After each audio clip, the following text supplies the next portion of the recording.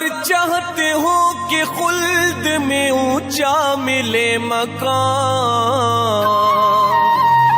مولا علی کے قول سے وفا کیا کرو۔ اعوذ باللہ من الشیطان الرجیم، بسم اللہ الرحمن الرحیم۔ قائم ٹی وی کینیڈا کی جانب سے میں ہوں آپ کا میزبان منور مہدی۔ آج 28 رجب سفر مدینہ امام حسین کا، کربلا تاریخ اسلام کا سب سے اہم ترین واقعہ ہے، جس کا آغاز اگرچہ بہت پہلے ہو چکا ہے، لیکن 28 رجب وہ تاریخ ہے جب امام حسین علیہ السلام نے مدینہ کا سفر اختیار کیا۔ کیوں کیا امام حسین نے یہ سفر؟ اس حوالے سے گفتگو کرنے کے لیے ہم نے اسٹوڈیوز میں دعوت دی ہے علامہ سید عمران مہدی نقوی کو۔ علامہ عمران مہدی نقوی ہمارے ساتھ موجود ہیں۔ اس حوالے سے قبلہ فرمائیے گا کہ کیوں یہ ضرورت پیش آئی کہ گھر سے جب بحر سفر سید عالم نکلے کہ امام حسین نے مدینہ کو خیر بات کہا اور اس سفر کی طرف روانہ ہوئے۔ اعوذ باللہ من الشیطان الرجیم، بسم اللہ الرحمن الرحیم۔ ساری تعریف اللہ کے لیے، درود اور سلام محمد اور آل محمد پر۔ ایک دفعہ پھر آپ کا اور آپ کی پوری انتظامیہ قائم ٹی وی کینیڈا کا بہت بہت شکریہ کہ انہوں نے ہمیں اس عبادت میں شامل کیا۔ دعا گو ہوں آپ تمام لوگوں کے لیے کہ اللہ تعالیٰ آپ کو جزائے خیر عطا فرمائے کہ آپ ان عناوین پر گفتگو کر رہے ہیں اور تاریخ کے ابواب ہمارے نوجوان نسل پر روشن کر رہے ہیں، اور یہ ایک بہت اہم ترین ذمہ داری ہے جو آپ ادا کر رہے ہیں۔ جیسا کہ آپ نے اپنے تعارف میں ابتدائیے میں ارشاد فرمایا کہ یہ گفتگو امام حسین علیہ السلام کے تاریخ کربلا کا جو آغاز ہے اس کے حوالے سے ہے، سفر کا جو آغاز ہوا ہے اس کے حوالے سے ہے، اور یہ بات بالکل درست ہے کہ کربلا کا جو معنوی آغاز ہے، معنوی آغاز وہ بہت پہلے ہو چکا ہے۔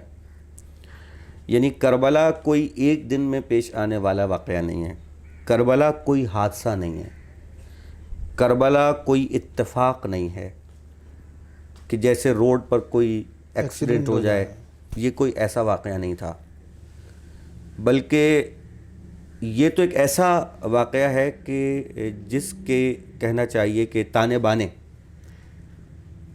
اس وقت سے ملتے ہیں کہ جس وقت پیغمبر اکرم رسالت مآب صلی اللہ علیہ وآلہ وسلم نے اس دین کی تبلیغ کا آغاز کیا ہے۔ اور وہ کس طرح سے ہے؟ وہ اس طرح سے ہے کہ پیغمبر اکرم صلی اللہ علیہ وآلہ وسلم جب اسلام پہنچا رہے ہیں اور فرماتے ہیں کہ لا الہ نہیں ہے کوئی خدا، تو ان لوگوں کے مفادات پہ زک پہنچتی ہے کہ جو بتوں کے ذریعے سے اپنی نفسانی خواہشات اور اپنی مادی ضروریات کو پورا کرتے ہیں۔ پیغمبر اکرم رسالت مآب صلی اللہ علیہ وآلہ وسلم کے اس پیغام سے اصل مخالفت اسی وجہ سے تھی کہ ان کی جو تمام مادی ضروریات تھیں وہ پوری نہیں ہو سکتی تھیں اس پیغام کو ماننے کے نتیجے میں۔ ان کی مخالفت کا آغاز ہوا، اور اس مخالفت کے نتیجے میں ہم نے دیکھا کہ جنگیں ہوئیں، جس میں بدر کا تذکرہ ہے، احد کا تذکرہ ہے، خندق کا تذکرہ ہے، خیبر کا تذکرہ ہے، وہ تمام جنگوں کا ایک سلسلہ۔ رسول اکرم دنیا سے پردہ فرماتے ہیں، لیکن ایک لطیف گوشہ جس کی جانب آپ سے کے توسل سے تمام دیکھنے والوں کی خدمت میں، قرآن مجید جن لوگوں کو پڑھنے کا شوق ہے اور قرآن مجید کے اسلوب سے جو لوگ واقف ہیں، وہ ایک بات کی جانب متوجہ کرتے ہیں کہ مکے کے جو نازل ہونے والے سورے ہیں ان کا مزاج اور ہے، اور مدینے میں جو نازل ہونے والے سورے ہیں ان کا مزاج اور ہے۔ ایک بات جو ان دونوں میں فرق ہے وہ کیا ہے؟ مکے میں جو سورے نازل ہوئے ان تمام سوروں میں کہیں منافقین ایڈریس نہیں ہیں، لیکن مدینے میں جو سورے نازل ہوئے اس میں بہت سارے مقامات پر اللہ سبحانہ و تعالیٰ نے منافقین کو ایڈریس کیا۔ بے شک۔ اور اگر آپ ان سوروں کا مطالعہ فرمائیں کہ جو مدینے میں نازل ہوئے، جو طویل سورے ہیں، مکے میں تو چھوٹے سورے نازل ہوتے ہیں، جو طویل سورے ہیں جس میں سورہ بقرہ ہے، سورہ آل عمران ہے، سورہ نساء ہے، آپ ان تمام سوروں کا مطالعہ فرمائیے تو آپ کو اندازہ ہوگا منافقین کا اس میں تذکرہ کیا ہے اور ان کو تنبیہ کی ہے کہ یہ وہ لوگ ہیں کہ جو شامل ہو گئے ہیں دین میں، لیکن یہ دل سے ایمان نہیں لے کے۔ اور اس کے لیے بالکل واضح اور کیٹیگورک آیت سورہ حجرات میں ہمیں ملی کہ اے رسول، یہ لوگ کہتے ہیں کہ ہم ایمان لائے آپ ان سے کہہ دیجئے کہ تم ایمان نہیں لائے تو ہم اسلام لائے. بے شک. تو اب جب آیت نے یہ فیصلہ کر دیا کہ صاحبان ایمان الگ ہے، صاحبان اسلام الگ ہے، تو ہمیں بھی یہ سمجھنا پڑے گا کہ صاحبان ایمان کو الگ پہچانا جائے اور صاحبان اسلام کو الگ پہچانا جائے. یعنی مسلمان الگ ہوئے اور مومن الگ ہوئے. یہ تاریخ شروع ہوئی ہے. اب میں نے آپ کے سامنے قرآن کریم سے حوالہ پیش کر دیا، اور قرآن کریم نے جو یہ بات کی ہے یہ تاریخ کے اس تناظر میں کی ہے کہ جو ہمیں مدینے سے نظر آ رہا ہے. بے شک. اگر قرآن کریم نے سورہ منافقون رکھا ہے تو اس کی کوئی نہ کوئی وجہ ہے جس کی وجہ سے رکھا ہے. ہم اسے صرف عبداللہ ابن ابی پہ لے جا کے چپسا کر دیں اور اس کے اوپر بات ہی ختم کر دیں؟ جی نہیں، یہ منافقت ایک سوچ تھی جو چلتی چلی آ رہی تھی. اور بالخصوص فتح مکہ کے وقت جن کو ہم طلقاء کہتے ہیں، جو صرف اس لیے دین اسلام میں داخل ہوئے کہ اپنی جان بچا لیں، ان کا قطعاً اسلام سے کسی طرح کا کوئی محبت کا رشتہ نہیں تھا، کوئی رغبت کا رشتہ نہیں تھا، کوئی عزت کا رشتہ نہیں تھا. وہ صرف اپنی جان بچانے کے لیے اس دین میں داخل ہوئے. اور اسی وقت وہ بھی اس دین میں داخل ہوئے کہ جو اس یزید کے کہنا چاہیے کہ دادا ہیں صلبی، وہ عورت کہ جو اس کی دادی ہے جس نے حضرت حمزہ کا کلیجہ چبایا ہے، وہ اس دین میں داخل ہوئی. تو جس نے حضرت حمزہ کا کلیجہ چبایا ہو، جو شخص تمام جنگوں میں مخالف رہا ہو، جس نے مسلمانوں کو نقصان پہنچایا ہو، وہ یکدم اسلام کا ہمدرد نہیں ہو سکتا. تاریخ کو یہ بات سمجھ لینی چاہیے، تاریخ کو اس بات کو اقرار کر لینا چاہیے. اور جب تک یہ اقرار نہیں کیا جائے گا کہ ابو طالب اور ہے اور ابو سفیان اور ہے، جب تک اس بات کو اقرار نہیں کیا جائے گا اس وقت تک ہم اس مسئلے کو نہیں حل کر سکتے. کربلا بھی اصل میں اسی بات پر آ کر کہنا چاہیے کہ ہوئی ہے. کربلا اسی بات کا نتیجہ ہے، اسی سوچ کا نتیجہ ہے، اسی منافقت کا نتیجہ ہے. ثقیفہ وہ مقام ہے جہاں پیغمبر اکرم رسالت مآب صلی اللہ علیہ وآلہ وسلم دنیا سے پردہ فرماتے ہیں. آپ کا یعنی جسد مبارک رکھا ہوا ہے اور لوگ کسی اور مقام پر ہیں. اس وقت وہ جسد کو نقصان نہیں پہنچا سکتے. دیکھیے بات وہی ہے، اس وقت وہ جسد کو نقصان نہیں پہنچا سکتے. پھر 50 سال کے بعد وہ مقام آ گیا کہ جہاں جسد وہی ہے، جو امام حسین کا جسد مبارک ہے وہ گویا کہ رسول کا جسد مبارک ہے. اور اس کے ساتھ جو کچھ ہوا یہ وہی لوگ تھے کہ جو اس وقت چھوڑ کے ثقیفے میں چلے گئے. 50 سال میں زمانہ اتنا تبدیل ہو گیا. یہ سلسلہ چلا، ثقیفہ لوگ پیغمبر کو چھوڑ کے چلے گئے، پھر واپس آئے تو امیر المومنین کی مخالفت شروع ہو گئی. یا علی کیا لوگ آپ کو سلام نہیں کرتے؟ سلام کرنا تو دور کی بات ہے، میں سلام کر لوں تو جواب نہیں دیتے. دروازہ گرا، سیدہ شہادت ہوئی، بابا میرا محسن شہید ہو گیا. 75 دن شہزادی دنیا میں رہیں. پھر میرے مولا کی تنہائی، یا رسول اللہ آپ کے بعد کوئی مجھ سے بات کرنے والا نہیں رہا، یا فاطمہ آپ کے بعد کوئی مجھ سے بات کرنے والا نہیں رہا.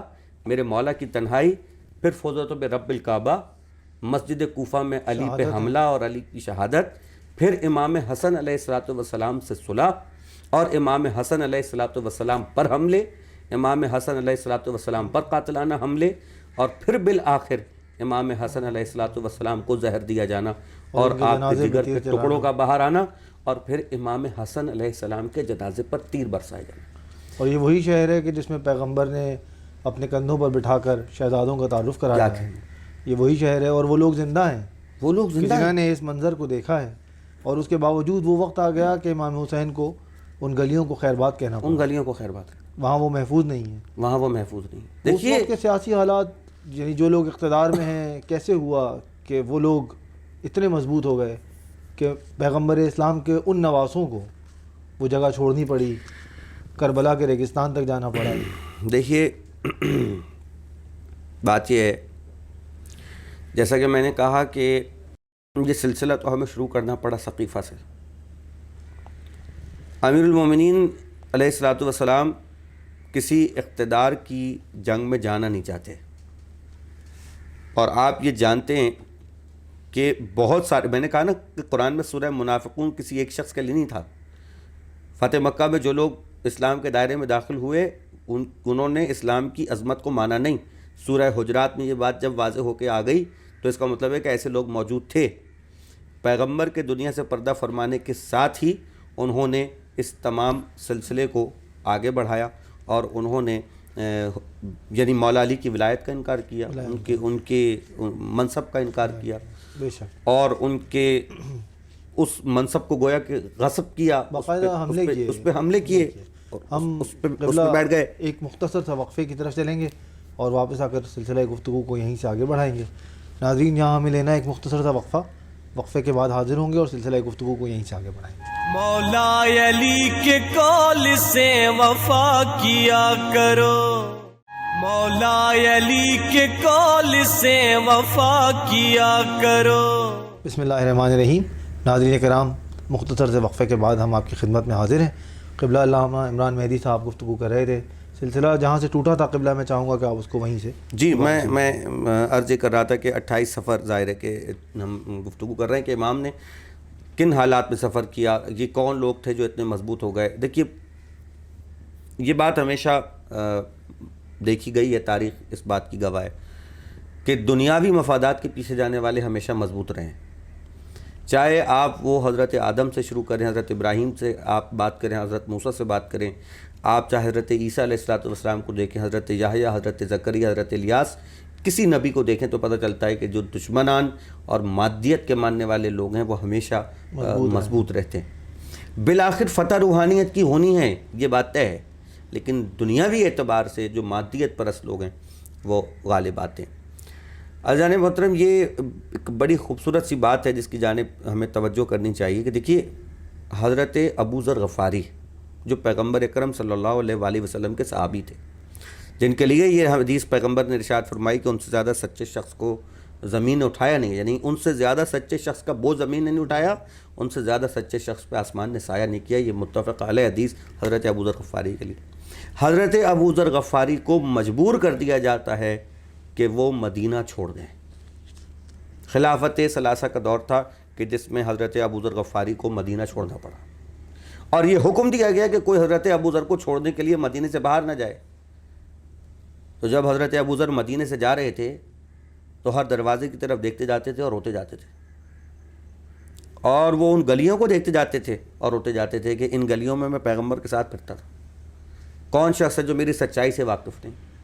کون شخص ہے جس نے پیغمبر کی یہ حدیث نہیں سنی؟ کون شخص ہے جس نے مجھے پیغمبر کے ساتھ نہیں دیکھا؟ جتنے قول مجھے پیغمبر کے یاد ہیں اتنے کسی کو یاد نہیں۔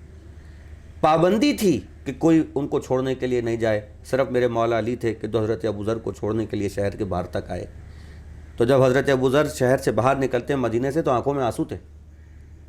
حضرت علی امیر المومنین ان کو سینے سے لگاتے ہیں، کہتے ہیں آپ گریہ نہ کیجیے۔ کہا کہ میں پیغمبر کا شہر چھوڑ رہا ہوں، مجھے اس بات کا دکھ ہے۔ تو اس وقت امیر المومنین نے فرمایا کہ ابو ذر، آپ نہیں جانتے کہ یہ آپ کا نقصان نہیں کر رہے بلکہ یہ اپنا نقصان کر رہے ہیں کہ انہوں نے آپ کو اس شہر سے نکال دیا، گویا کہ شہر بدر کر دیا۔ ہم اس ابو ذر کے جانے کے واقعے کو یہ سمجھ سکتے ہیں کہ ابو ذر جو سچائی کی علامت تھے، جو حق کے مجسم تھے، اس سچائی کا اس مدینے میں گزارا نہیں ہے۔ حدیث پیغمبر کی روح سے حضرت ابو ذر ایک گوشت پوش کا بنا ہوا انسان نہیں، وہ ایک مجسم سچ ہے، وہ سچائی کا استعارہ ہے، وہ سچائی کا استعارہ ہے۔ اس سچائی کے استعارے کا اس مدینے میں گزارا نہیں، لہٰذا ان کو مدینہ چھوڑنا پڑا، نکال دیا گیا ان کو مدینے سے۔ وہ تو کوئی اور نہیں تھے۔ اگر دشمنی صرف آل پیغمبر کے ساتھ ہے، جو کہ ہے، لیکن وہ تو صحابی رسول تھے۔ جو سچ بولے گا وہ قابل قبول نہیں ہے، جو سچ بولے گا وہ قابل قبول نہیں ہے، حق بات قابل قبول نہیں ہے، جھوٹ ہے، منافقت ہے، ریاکاری ہے، اور کچھ نہیں ہے۔ ابو ذر نے چھوڑا۔ یہ سارے حالات امیر المومنین بھی دیکھ رہے ہیں۔ پھر امیر المومنین علیہ الصلوۃ والسلام کی شہادت، پھر امام حسن علیہ الصلوۃ والسلام کی شہادت، اور امام حسن علیہ السلام کے جنازے پر تیروں کا برسنا، یہ کوئی معمولی واقعہ نہیں تھا۔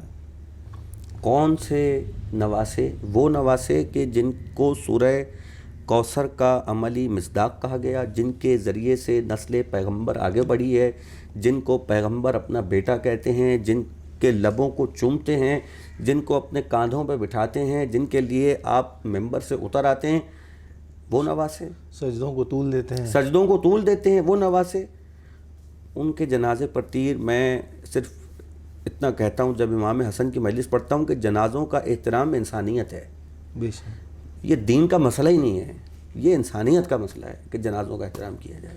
مگر وہ لوگ اقتدار پر قابض ہو گئے کہ جنہوں نے جنازوں کی بے حرمتی کی. جی ہاں, جب ان کا خون اقتدار پر آ گیا تو اس وقت امام حسین کے لیے یہ ممکن نہیں تھا کہ وہ ان کی بیعت کرتے. بالکل. تو ان حالات میں ظاہر ہے کہ جس طریقے سے گورنر کے پاس گئے اور اس کو بالکل دفاع کیا, جی ہاں, تو اس کو آپ ذرا اس پہ روشنی ڈالیے. جی بالکل. یہ حالات اس طریقے سے ہیں کہ حاکم شام, جس کو ہم غاصب شام کہیں صحیح معنوں میں, غاصب شام, جس نے امام حسن کے ساتھ صلح نامے میں یہ شرط گویا کہ مانی تھی, دستخط کیا تھا کہ میرے بعد کوئی یعنی میرا جانشین نہیں ہوگا, یعنی یزید جانشین نہیں ہوگا, ملوکیت نہیں ہوگی, اور یہ منصب پلٹ جائے گا اسی گھرانے کی طرف. اس نے ایبروگیٹ کیا, توڑا اس معاہدے کو اور یزید کو نامنیٹ کیا, لیکن اس نے یہ وصیت کی تھی کہ تم ان 4 لوگوں سے اور بالخصوص حسین ابن علی سے بیعت کا مطالبہ نہیں کرنا, کیونکہ ان کے سینے میں ان کے بابا علی کا دل دھڑکتا ہے. لیکن جو خدا کا نہیں ہے وہ اپنے باپ کا بھی نہیں. اس نے 22 رجب, دیکھیے 22 رجب کی تاریخ بھی اہم ہے, جو نیاز ہوتی ہے ہمارے امام جعفر صادق علیہ الصلوۃ والسلام کی, اور اس میں ایک پہلو یہ بھی ہے کہ جب کوئی ظالم حاکم گیا اور مسلمانوں کو اور خصوصاً شیعان علی کے لیے ایک سکون کا سانس لینے کا موقع آیا, ایک غاصب دشمن علی دنیا سے گیا, تو وہ بھی ہمارے لیے بہرحال ایک خوشی کا دن ہے. 22 رجب کو وہ دنیا سے گیا ہے, اور اس کے جاتے ہی اس نے یہ خط امام حسین کے لیے روانہ کیا ہے شام سے, جو امام کے پاس پہنچا ہے 27 رجب تھی, کہ جب امام حسین علیہ الصلوۃ والسلام مسجد میں بیٹھے ہوئے تھے, آپ کے ساتھ آپ کے کچھ چاہنے والے تھے. اس وقت ایک نمائندہ گورنر کی طرف سے آیا اور اس نے آ کے کہا کہ آپ کو دارالامارہ میں یاد کیا گیا ہے. آپ نے ان لوگوں کی طرف مخاطب ہو کر ایک جس کو کہنا چاہیے ایک عجیب سی کیفیت تھی کہ یہ وقت کیوں, یعنی کسی نے کہا کہ یہ وقت کیوں آپ کو بلایا گیا, اس لیے کہ یہ اس وقت تو نہیں بلایا جاتا. تو آپ نے اس وقت کہا کہ شام کا جو حاکم تھا, یعنی اب میں اس کا نام اس لیے نہیں لے رہا کہ ہمیں اپنی زبان سے بہرحال نام لینا اچھا نہیں لگتا, آپ نے فرمایا کہ وہ دنیا سے چلا گیا ہے, یزید تخت پہ بیٹھ گیا ہے, اور اس نے بیعت کے لیے یہ خط یعنی اس نے روانہ کر دیا ہے جو گورنر کے پاس پہنچ گیا, اور مجھے اسی لیے بلایا جا رہا ہے ولید کے پاس. جی. تو امام علیہ السلام نے وہ محفل برخاست کی, اور برخاست کرنے کے بعد آپ اپنے گھر آئے. آپ سیدھے دارالامارہ نہیں گئے, بلکہ آپ اپنے گھر آئے, اور آپ نے گھر آ کر جناب زینب سلام اللہ علیہا کو اس ساری صورتحال سے آگاہ کیا, اور آگاہ کرنے کے بعد کہا کہ تم بتاؤ کہ تمہارا یعنی کیا رائے ہے, کیا مشورہ ہے, مجھے کیا کرنا چاہیے. انہوں نے کہا آپ وقت کے امام ہیں, جو آپ کا فیصلہ ہے میں ظاہر ہے کہ اس میں آپ کے ساتھ ہوں, بس میری اتنی گزارش ہے کہ آپ تنہا نہیں جائیے گا, بلکہ بنی ہاشم کے جتنے جوان ہیں ان کو سب کو اپنے ساتھ لے کے جائیے گا. تو 18 جوان اس وقت بنی ہاشم کے امام حسین علیہ السلام کے ساتھ چلے. یعنی بی بی وہاں پہ بھی اس خطرے کو بھانپ رہی تھی. جی بالکل. دیکھیے حالات سب کے سامنے تھے, اور جو گفتگو امام کی اور جناب زینب کی ہوئی ہے, ظاہر ہے وہ یا تو وہ جانتے ہیں یا ان کا خدا جانتا ہے. ہمارے پاس جو روایتیں پہنچی ہیں وہ تو جس طرح سے پہنچی ہیں وہ اپنی جگہ, لیکن جو حقیقی معنوں میں گفتگو ہوئی ہوگی وہ تو وہی جانتے ہوں گے.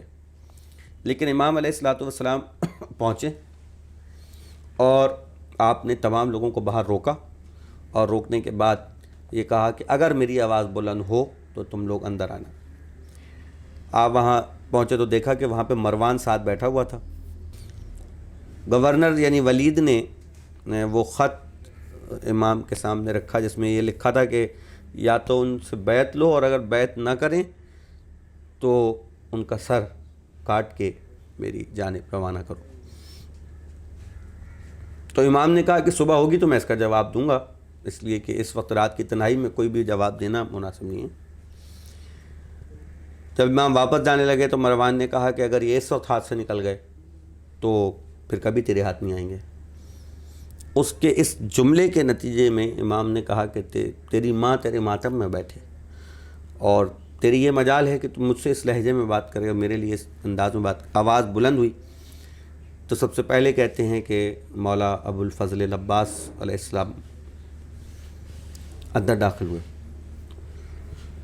جلال کی کیفیت تھی کہ شاید اسی وقت جنگ ہوتی، لیکن امام حسین علیہ السلام جانتے تھے کہ ابھی ہمیں جو منزل سفر ہے، یعنی جو کربلا کا سفر ہے، وہ ابھی باقی ہے.